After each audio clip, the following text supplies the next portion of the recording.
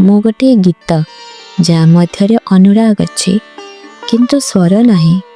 ତୁମେ ସେଇ ମନ୍ତ୍ର ଯାହା ଗାଇଲେ ମଧୁରତା ଆସେ କିନ୍ତୁ ମୁଁ କେବେ ଗାଇପାରିନି। ମୁଁ ଗୋଟିଏ ଚିଠି ଯାହାର ଶେଷ ଅକ୍ଷର ଅସ୍ପଷ୍ଟ ଅଛି।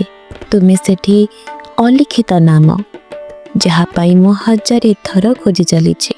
ମୁଁ ଗୋଟିଏ ଅସ୍ତମିତ ସୂର୍ଯ୍ୟ ଯେଉଁଥିରେ ଅନ୍ତ ଅଛି, ଶାନ୍ତି ନାହିଁ। ତୁମେ ସେଇ ଅପୂର୍ଣ୍ଣ ପ୍ରଭା ଯାହା ଆଲୋକ ଦେଇ ହୃଦୟକୁ ଆଲୋକିତ କରେ। ମୁଁ ଗୋଟିଏ ଅଧୁରା ରାତି ଯାହା ତୁମ ସ୍ମୃତିର ଆଲୋକରେ ଜାଗିଥାଏ। ତୁମେ ସେଇ ଉଜାଗର ସ୍ୱପ୍ନ ଯାହାକୁ ମୁଁ କେବେ ଛୁଇଁ ପାରିନି।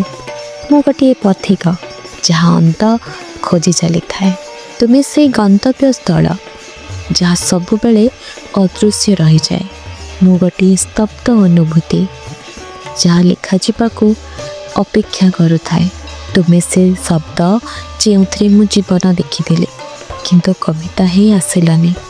ମୁଁ ଗୋଟିଏ ପ୍ରତୀକ୍ଷା ଯାହାର ଶେଷ ହେଉଛି ନୀରବତାରେ।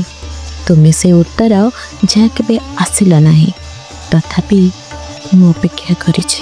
ଜୟ ଜଗନ୍ନାଥ।